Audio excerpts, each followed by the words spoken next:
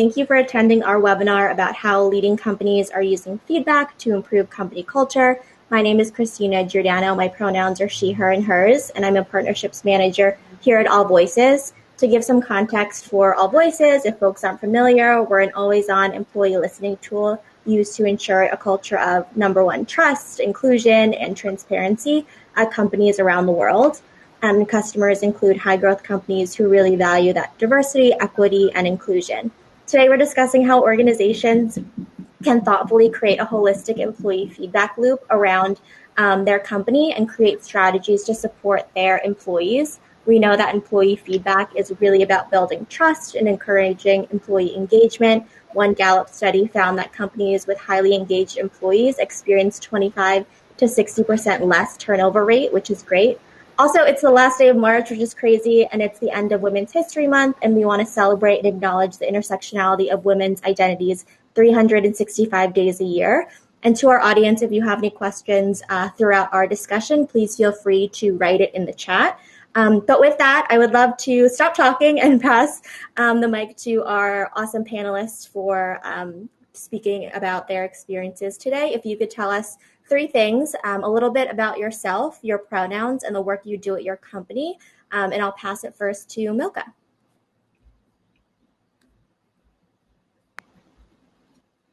Thank you, Christina. Hi, everyone. My name is Milka. My pronouns are she, her, and hers, and I am the head of change management for collective DEI.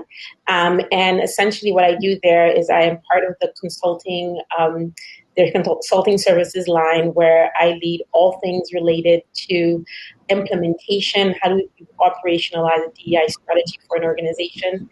I have more than 15 years experience as a consultant, and I've primarily worked with Fortune 100 companies and increasingly more startups. And I'm really excited to be here to talk about this really important topic, because this is an area that we see clients have a huge need. They want to better understand it. But there's also this fear, okay, what do we do with all this feedback we collect? How can we be more intentional about it? So I'm looking forward to dive deeper with all of you in this conversation. Thank you. Thank you. Julie, you're up next. Hi, I'm Julie Rogers. I'm the Chief People Officer at Volta Charging. My pronouns are she, her, hers. So Volta Charging, we're building an electric vehicle charging network where people shop and where they play. So we're enabling the electrification of mobility, which is going to be awesome for the planet. I lead all of our people strategy, including growth, organizational design, feedback, development, talent acquisition, compensation, employer brand, everything under the umbrella of people organization. Nice to be here. Awesome. Thanks, Julie. And Rochelle? Thanks. I am just first and foremost excited to be here. Thanks for creating space for this conversation.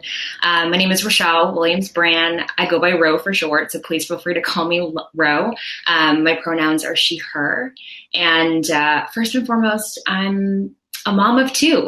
And I always like to say that because I feel like, yes, of course, we're in a space talking about workplace. We're talking about our work lives. But I think more than ever, especially after this year, recognize that there really isn't a compartmentalization of those things. And so I'm a mom first, and then I'm an HR leader, and I currently head up our program for diversity, equity, inclusion, and belonging at ClassPass.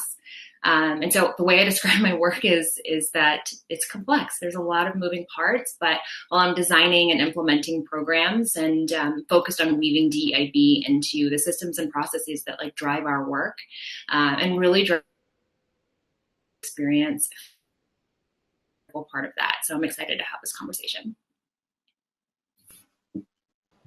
Great. Thank you for being here. And last but certainly not least, Jim, can you introduce yourself as well? Sure. Thanks, Christina. Echoing the other panelists, super excited to be here, and thank you for creating the space for this conversation. Jim Page here, head of the organizational effectiveness function at Affirm. And I know organizational effectiveness means lots of different things to different organizations. So at Affirm, in short, we say that we're focused on empowering high performance and fostering engagement. And that kind of comes in three folds. One, really looking at learning and development. Two, feedback and development, which is why we're here today. And then 3, looking at culture and engagement initiatives across the board. Excited to be here.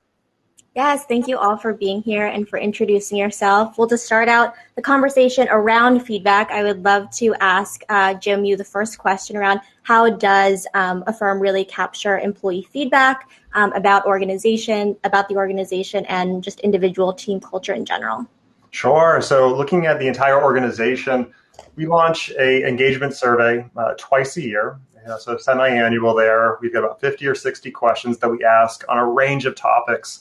What I think sets Affirm apart, I've got some colleagues there in the chat window, what I think is Affirm apart and really is impressive for me is that it's not just the typical engagement questions around, hey, are you getting feedback? What do you think of this? What do you think of that?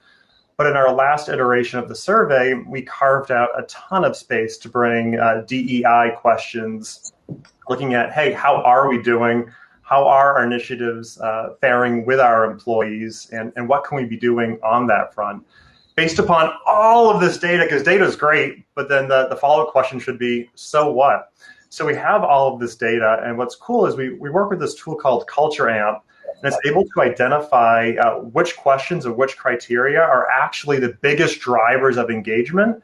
And those in turn help foster next steps. Like again, data is great, next steps are great, but it's putting those next steps into action. And additionally, really cool thing that Affirm is doing is that we invested in a people analytics team. And so as we look at 2021 and beyond, we're excited to partner with them. So as we look at all of this engagement data, how does it link back to attrition? How does it link back to performance? And how can that really hone our focus and intentionality around what those next steps are from action items for the company? Yeah, absolutely. I love what you talked about in terms of intentionality, and it sounds like it's part of a bigger strategy with data, with results, and also it's not something that is set it and forget it. You're also evolving the questions as the future of work is rapidly changing as well. And on that note, too, I would love to ask Rochelle and Julie how you've seen kind of your organizations think about feedback and just the general shifts we're seeing in terms of how companies are engaging with feedback, but also super related to employees who really are involved in the corporate social justice movement in terms of diversity, equity, and inclusion. Rochelle, I'll ask you first.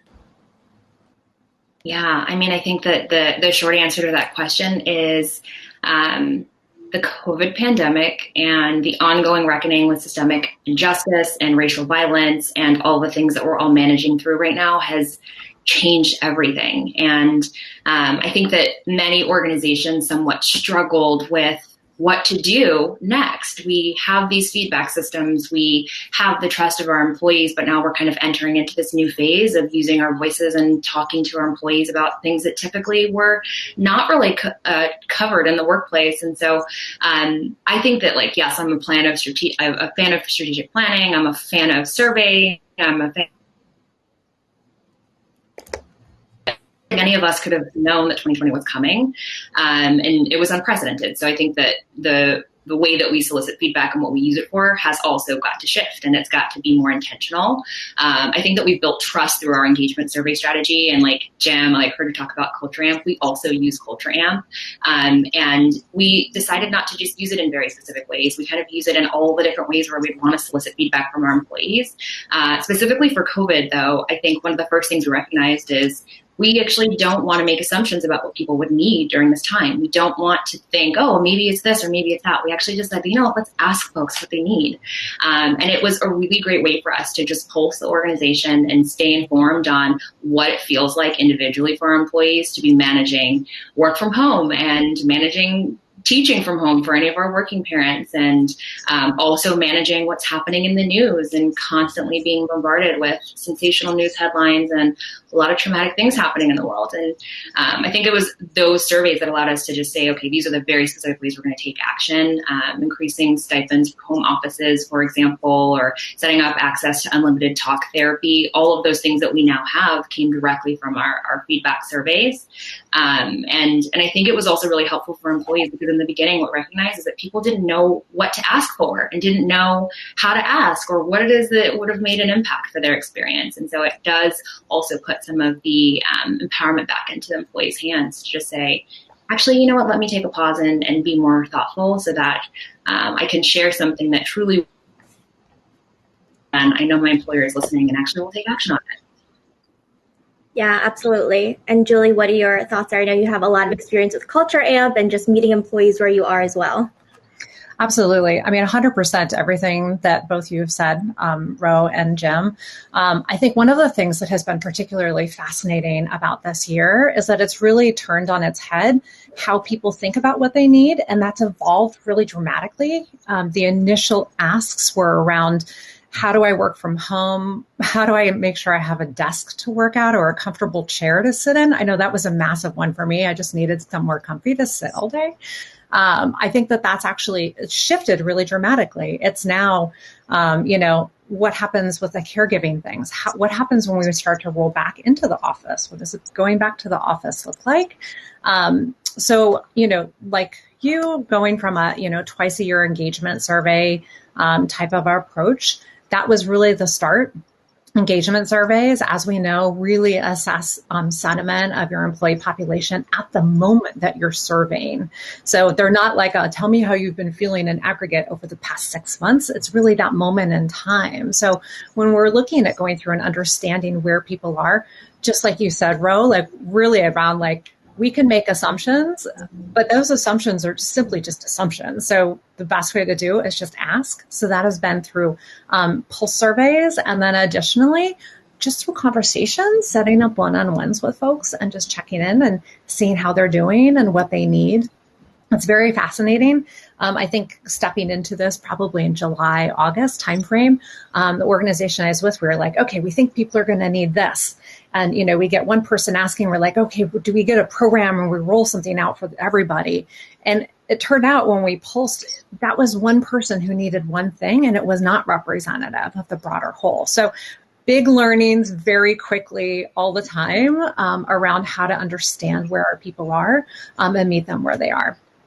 Yeah, absolutely. And in terms of just a strategy for meeting employees where they are and really engaging with corporate social justice, a really meaningful diversity, equity, and inclusion strategy. So many folks are reaching out for help from consultancies, from experts in this space too. So I wanted to ask from Milka's perspective, how have you seen kind of customers and people really reach out to Collective over these past 6 months during the pandemic and just like how they're reaching out for help? Right. So for us, we're finding that employees are demanding to be heard. They want their voice included. So again, to the points that the other panelists have made, we can no longer operate from just assumptions. So everything that we do at Collective is very data-driven. So everything from our audits to our assessments are all based on our surveys and various tools that we use, all the way to strategy and how we implement, is very much built into us being able to listen, right? That's a fundamental aspect of this work, really taking a posture of listening to your employees, what they have to say, what they need to share, and using that as a baseline to actually start thinking more intentionally and thoughtfully about your DEI program. So, for us, everything starts with that. The journey starts with, first of all, being able to listen, having enough awareness to put your assumptions aside for a little bit, and then to hear what your employees have to say. So for us, it's been a huge shift. No longer is it just, we want, implicit bias trainings. That ship has sailed, right? Because employees, they will say, no, we need so much more than that. And so more companies are leaning into that, and they are asking for much more analytics-based, database, as data-driven work, alongside work that's also very human-centric at the same time, which is all of the things that we bring together very well at Collective. Yeah, thank you for sharing that. And feedback in itself is human-centric. There's different kinds of feedback. And what we've been talking about a lot is employee listening and feedback on a more granular level. But some folks prefer giving feedback in a one-on-one setting, and also wanted to touch on that area as well. Julie, how did you initially learn how to kind of give and receive meaningful feedback? So funny, because I've been in this space for 25 years, and I don't think it was until I worked at Atlassian, and that was 10 years ago, where I started building learning workshops for people, just to deliver and give people some basic skills and help build them up and build their muscle. I built and delivered a giving and receiving feedback workshop. And in the process of going through and doing my research on that, I learned quite a bit around the sort of I'd say the sort of grace that's required to go into that exchange, and the type of mutuality that's required of people on both sides of that exchange, from someone who's giving the feedback, taking a pause and going in with inquiry and questions and checking in with them and trying to understand where they're coming from and why why their work product is being experienced in that way. And then from the recipient, I'm talking about constructive feedback. Specifically, the recipient is actually going through it from, again, that place of inquisitiveness. Everyone wants to be amazing at what they do. And so, even if one doesn't necessarily agree with the feedback that's being shared with them, the other person on the other side, recognizing that they're going out on the limb and they're actually stepping into a space that can be rather uncomfortable to share what they're experiencing, is recognizing that that person is experiencing a thing like how you're behaving or how your work product is landing in a way that isn't necessarily how you might have intended it to land. And so having this sort of that puts people in a different position of trying to understand where they're coming from. I learned that. I was that was such a light bulb moment for me in the process of delivering those trainings and putting them together, that I felt it was something that it was critical and important for me in my own development. And I hope I have the opportunity to change people's perspective on what feedback could be like. And then from the positive feedback side, because also really critical, we think of feedback as being this sort of constructive or maybe negative, shoe dropping. I really try to remember on a day-to-day basis the importance of sharing positive feedback, micro feedback in those moments of, when someone's doing something where you're that really hit it. Let's go ahead and see more of that. I think it's something that's a really important component of sharing feedback as well. Yeah, it sounds like there's a piece of vulnerability in both the person who's giving the feedback and receiving it. And it's important to remember that, you're both in the situation and it is what you said in terms of this mutual relationship. And you're both doing it out of a certain intention. So I love that. Jim, what are your thoughts around kind of how did you experience and kind of learn how to give effective feedback and receive feedback? Sure. I taught high school for a dozen years before the leap into corporate. And I say that because I that's exactly where I learned. I remember my first years teaching, handing back papers. And immediately, what does every student do? Who cares about Mr. Page's comments? Did I get an A or a B or a C? And they would see the grade and the paper would be tossed aside. And for me, that really resonated. Wait, what's going on here? You're not paying attention to the words. I spent hours putting thoughts and words in writing here. And so fast forward, the next paper, there was no grade on it. I took the grade off and it was just filled with Jim's comments. And the kids, same thing, rush through. Wait, there's no grade on this. I'm well, did you read the comments? No, where's the grade on this? And so for me, that was a turning point where I realized students at that age were so focused on, hey, just give me a thumbs up or thumbs down. No, let's be really intentional here about what did you do that was awesome? Where can you be awesome +1 next time? Where were you less than awesome? And how can we make you awesome next time? And so for me, it became, hey, let's dial back the focus on grades and start engaging with written feedback. And then I shifted away from that to pulling every student aside after any project. Let's go take a walk. How do you think you did? Why? All right, let's talk through that.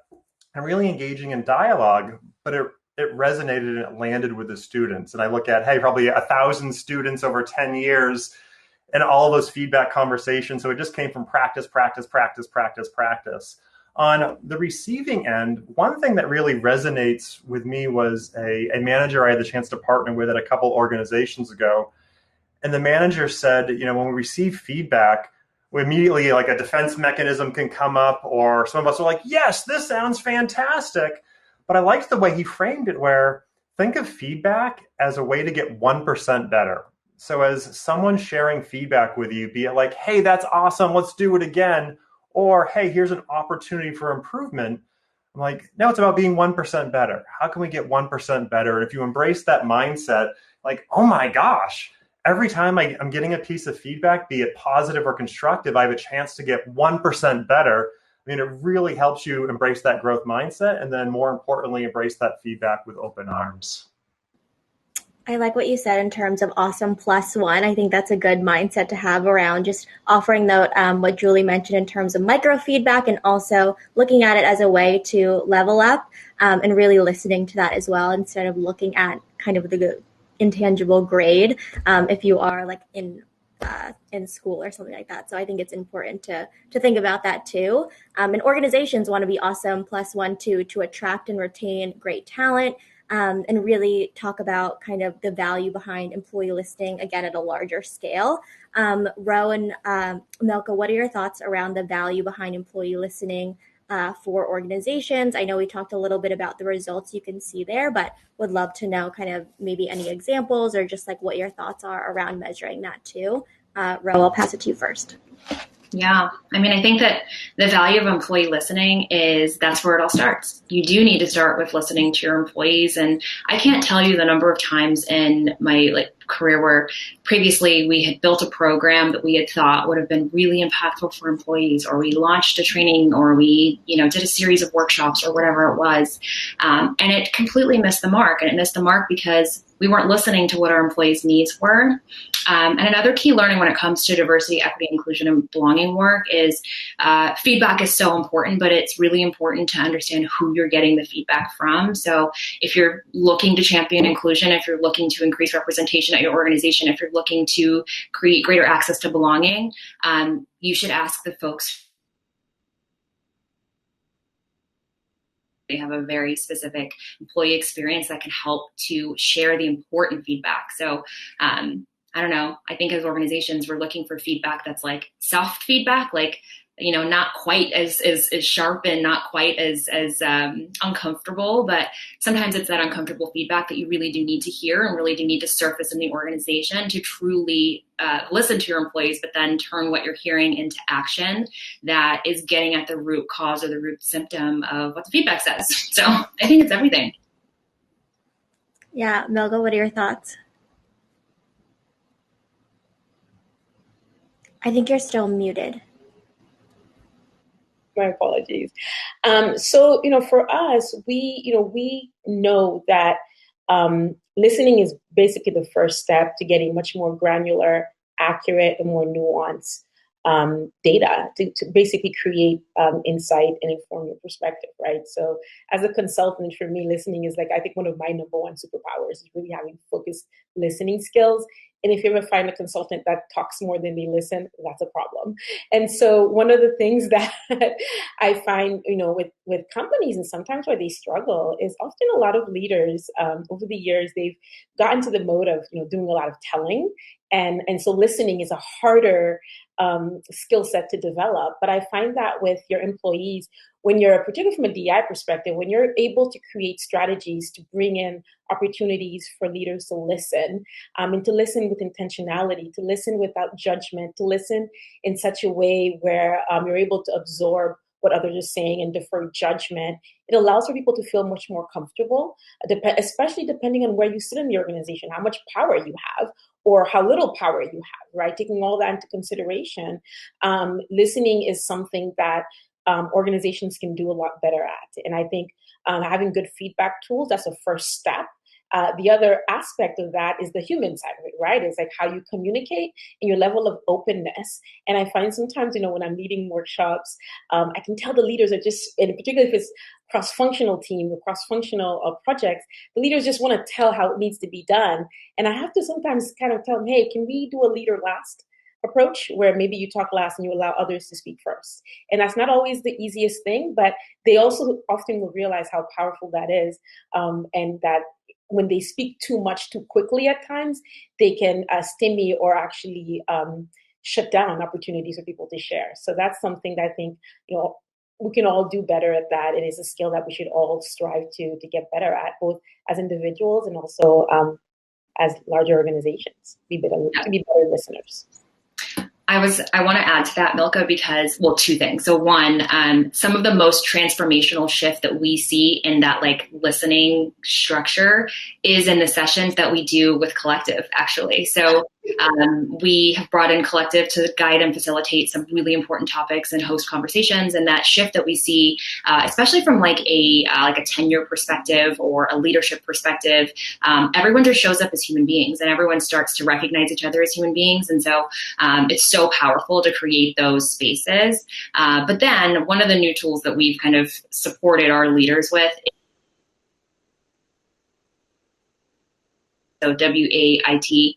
And if you're in a group setting and if you're in a working group, it's just a pause for you to ask yourself, why am I talking or why aren't I talking? And it's like give space, take space, where if you dominated a majority of a conversation, and that's generally how you flex your leadership style, because you just feel like, you're getting stuff done and you're leading the team, taking a pause to understand, has everyone had a chance to share? I think exactly what Milka is saying. And so this acronym, I recognize that our team is starting to use it personally. So, or even if you haven't shared that much and you are in a talking. I am the subject matter expert here. To build on, I'll tap on Rochelle there. I have this acronym, the HIPPO, the highest paid person's opinion. And we always try to have the HIPPO share their opinion last, so that whoever the most senior person in the room is sharing their opinion isn't squashing out and silencing the voices of others, or perhaps causing an echo chamber as a result of them sharing their opinion first. But +1 to both of you.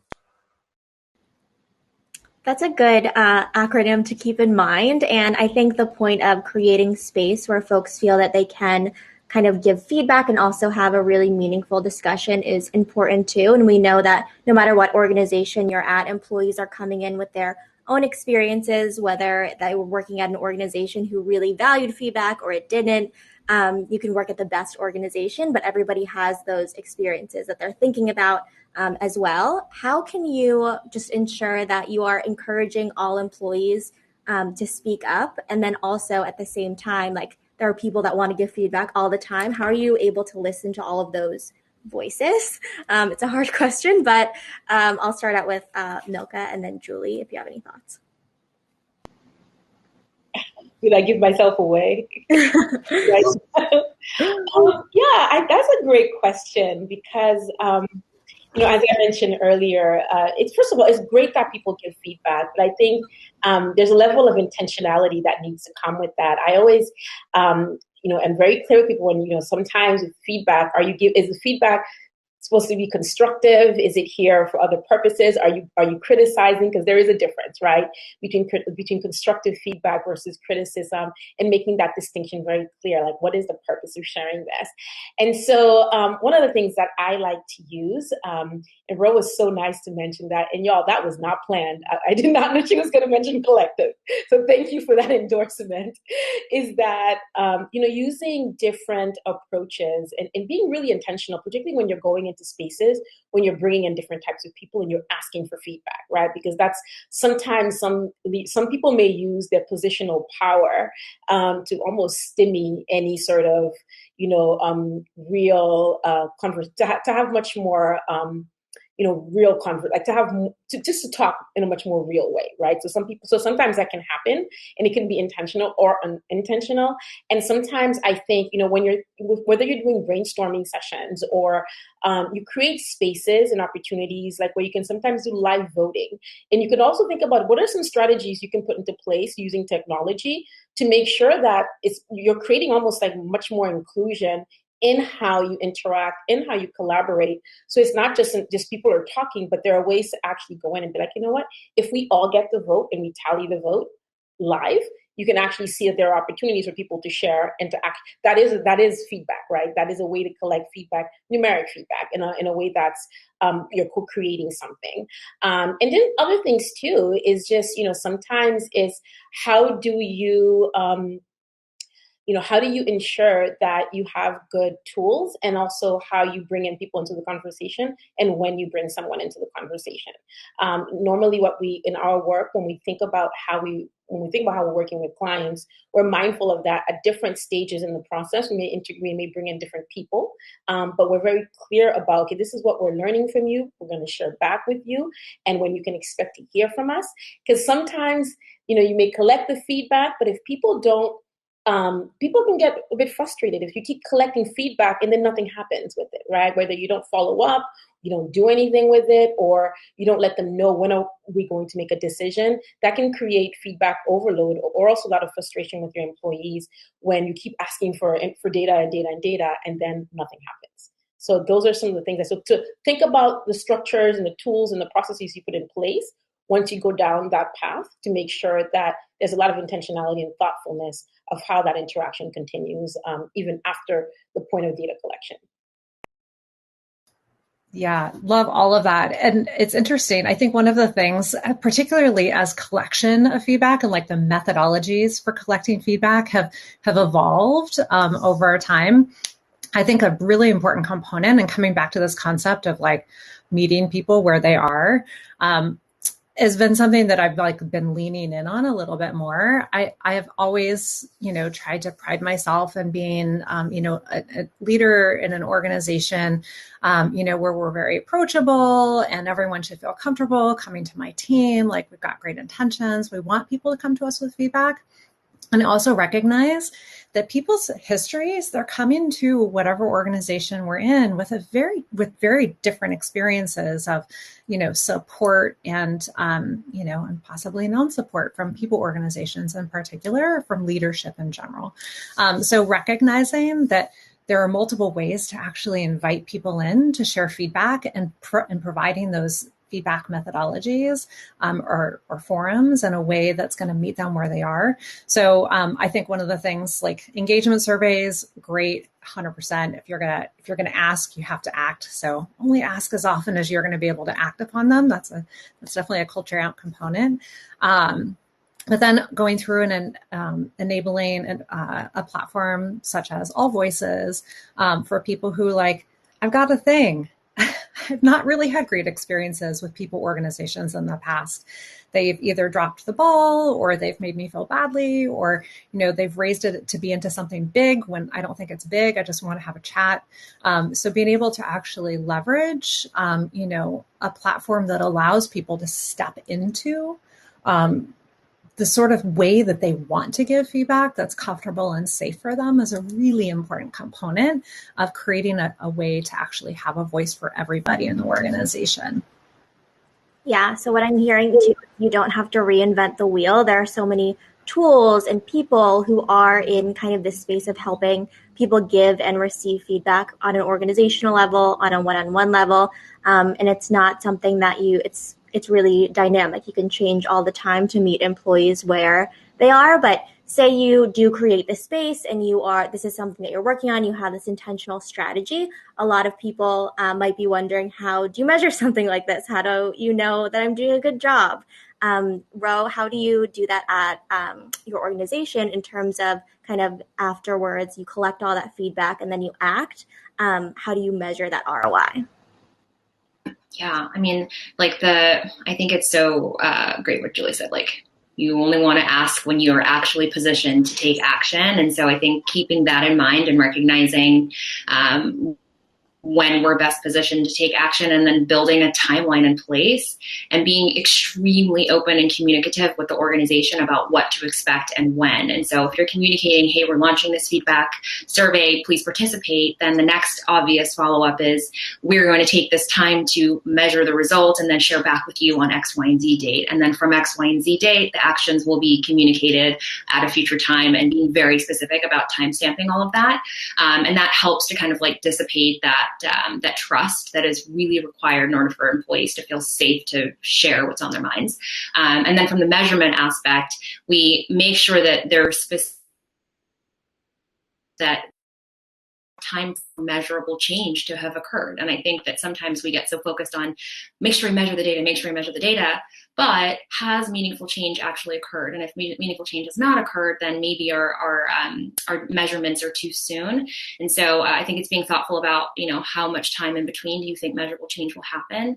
And then once you do measure the data, you're looking for incremental improvements or decreases. And generally it's engagement. And all of this that we're talking about, it rolls up to the employee experience, which rolls up to engagement. So how engaged are your employees? And in these feedback surveys, you have the ability to get a pulse on that. looking at the data, there's two things. You can look at the company level data, which is really important to understand, like at a high level, what is the general sentiment of the majority of the people at our organization, but then you can go a little bit deeper into the department level. And that's where we actually do most of our data measurements, because at the department level, that's where you're impacting the employee experience day to day. And we just use a tool like Culture Amp, but I would say previous to having a tool like Culture Amp, a lot of it is on qualitative employee feedback, and a lot of it is in conversations, and like Julie was talking about, one-on-one conversations, and that is an important data point. I think sometimes we forget, like, it's not all numbers. Like, the human experience and feedback from an actual individual point. Yeah. Plus, if I could add to that, as Rochelle called out there with the qualitative, just the comments that you get. One of the things our team actively does is we experience map lots of our programs. When I say experience map, like, hey, we sent out this piece of comms and here was feedback we got, or here are questions that people asked, or people posted this in our messaging platform, realizing even if we're not necessarily asking a question, others may be asking a question or making a statement. And those are all awesome points of feedback that can help us improve whatever the program is, whatever the project is, whatever the process is. So I absolutely echo those points there. Like, we don't have to wait for a quantitative data point to act on, but we're getting these qualitative statements and questions nonstop. Let's ensure we don't let those go, because they're great opportunities for any organization to act. Yeah, and I appreciate the qualitative nature of just the human experience as well. And that leads to kind of the next question around, where do you see the impact at organizations in, like, when you build this trust and have these employee feedback mechanisms? What is the kind of result that you see at a thriving organization there that are just like little snapshots of just, this is something that is working, we are improving the employee experience, and there is that kind of sense of trust in the organization? And I'll pass to Jim first. Sure. I'm sorry, did you say Jim? Yes, yeah. Right. Yeah, no, I think on that end with trust, one of the questions we ask our employees is, hey, do you think something's going to come from your feedback on this survey? And I think that speaks volumes. And if that number dips, like, hello, red flags and alarms should be going off there. But I absolutely think if we're not acting, yeah, the people are like, well, head scratching. Why are we sharing our voice? And then beyond survey fatigue, it's just fatigue, period, and disengagement can really set in. I think one of the things Affirm does really proactively to let folks know we are taking their feedback and acting on it is making it really visible. And we do that through a couple of ways. One, we embed it into our manager enablement program. So we're like our frontline managers are probably the most critical in scaling any sort of engagement initiatives. So not only do we weave it into our enablement program, but then we give a huge visibility to managers that are doing awesome things. So let's not wait for a top-down initiative to drive employee engagement and build trust, but let's leverage our frontline managers. And so yesterday, prime example, we had a manager spotlight, like, check out so-and-so. They are doing awesome work on the engagement front. Here's how they're acting on feedback. Here's what they're doing. How can we leverage and replicate that throughout the org there? We give employee updates at all hands or all teams meetings.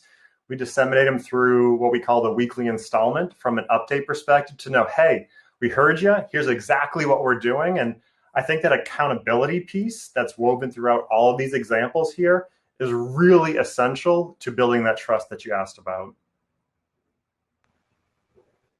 Yeah, I would definitely have to agree to so many of the same similar behaviors that we've tried to build at our organization. And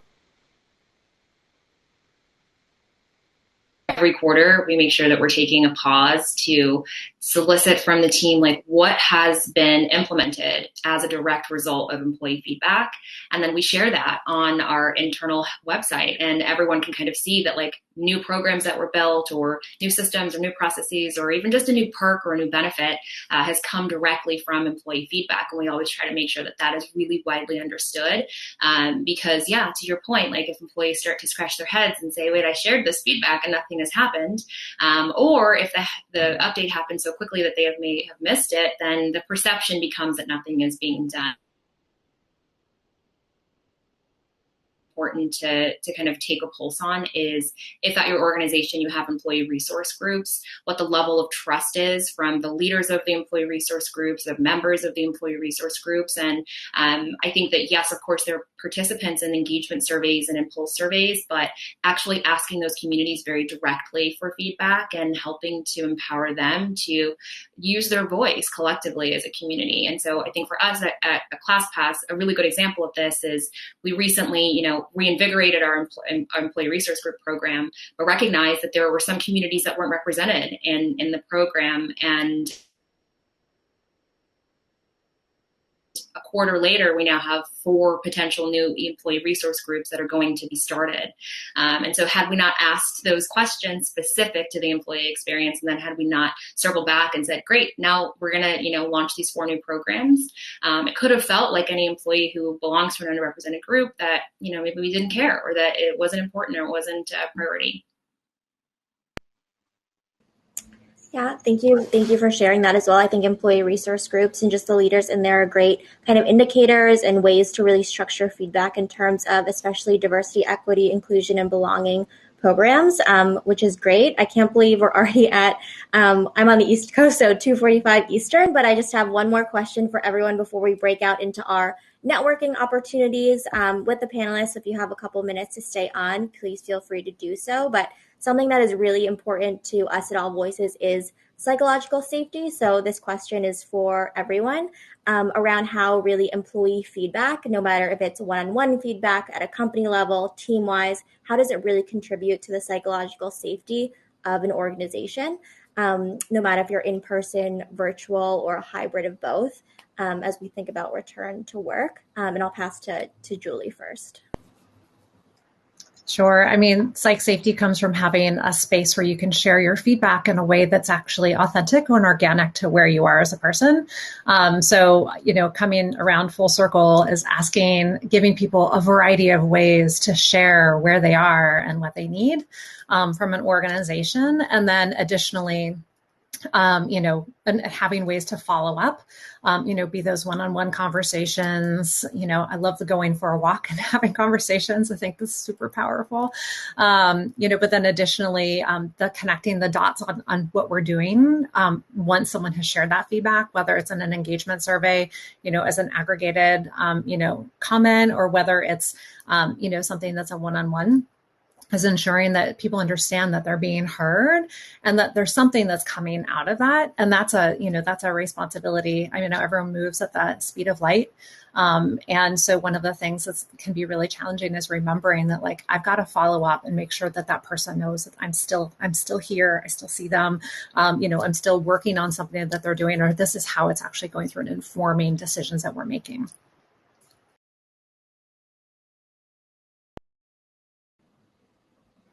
Jim, what are your thoughts about psychological safety, just contributing to that environment at Affirm? No, I love it. We just kicked off our manager enablement program a few months ago, and one of the core components of the program is psych safety. We say PS should not be a PS, and I think that runs true and true. But in the program, there we really look at 3 things, like, hey, how can we ask for our team's input? 2, how can we acknowledge and normalize mistakes? And then 3, how can we listen to understand and then respond positively?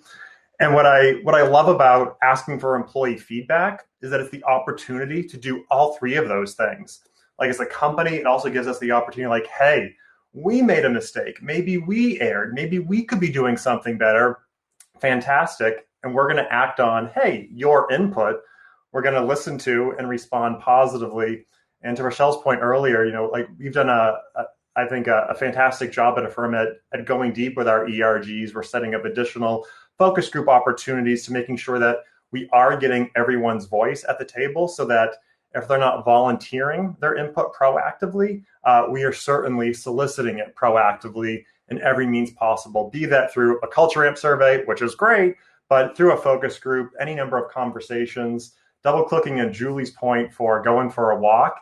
Yes, like my mantra is the team that walks together, talks together, and the team that talks together stays together. So all of that becomes just invaluable feedback, but an invaluable conversation at really fostering that environment that cultivates psych safety. think that one of the things that we have to remember about psychological safety is that it's incredibly fluid and it's different for every individual at any moment in time, depending on their specific intersectionality, their specific identity, the power structures and systems that they operate within. And therefore, we need multiple channels of feedback, multiple channels of communication. And it's okay company level to do engagement survey strategies. But then also, is there an anonymous channel potentially that people can go to? Is there a tool like All Voices where you can be kind of coached and guided through how to share your feedback and what to do with it? Is there HR partner, like strong partnership with the HR team for individuals in departments to go to their HR partner and say, hey, I have feedback, I don't know what to do with it. Can you coach and guide me? Is there like really, really open, and I mean real open access to leaders, like not the kind of like nerve-wracking access where you feel like you need to put a presentation together in order to go and ask the CEO a question, but like, is there like an ask me anything type channel at your organization? Considering multiple channels, I think, is the way to ensure that no matter what level of psychological safety somebody has, that they feel as though they have access to speak up or to be heard. Everyone has been so thoughtful in their responses. I think the only thing I would like to add to that is feedback is perhaps the first step of many, many other steps, right? So if leaders are not ultimately changing some behaviors that create space for more inclusivity and that create spaces for people to actually feel that they're able to share without retaliation or repercussions, or they're going to look to find out, who did this data come from? And that happens. And I have to tell you, as a consultant, those are some of the more difficult conversations that I have, where integrity is very important to us as an organization. So if we say we're not going to share like who said what, we actually do mean it, right? Because there has to be integrity in our process to make sure that employees know that it is shared in confidence. But I've had enough experiences of leaders trying to go around that and trying to see if we will, if we're willing to budge.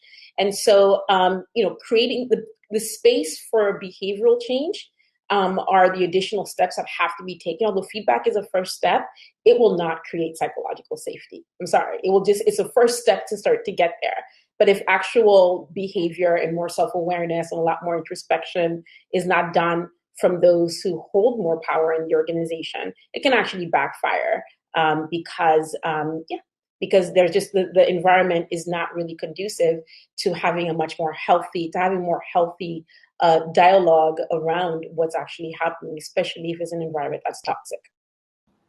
Yeah, absolutely. And I think it goes to the same kind of conversation we were talking about earlier, is that if you ask for feedback and employees trust the organization and give it and nothing happens with it, then nothing's going to change. And then if you give the feedback and there's no buy-in from leadership or just managers or the team, and we know culture doesn't change overnight, but if there's no action done, then it's not helpful to create that psychological safety. So well, thank you so much for everyone for sharing your insights. We're a little bit over on time, but if you do have a couple minutes to stick around and speak with our panelists, we do have virtual networking tables afterward that you can click on. It'll show up on your screen and you can go to a table with each of our panelists. But really want to formally say thank you so much from myself and All Voices. And to those who aren't familiar with All Voices, we truly believe in the value of employee feedback to build that culture of trust, inclusion, and transparency at companies around the world. And we believe in providing employees from all backgrounds a psychologically safe place to give their feedback, and it truly helps create that inclusive place to work with action. So if you're interested in learning more, feel free to reach out to myself or a member of our team. I'm going to start the breakout rooms right now. So happy connecting, and thanks for joining us today.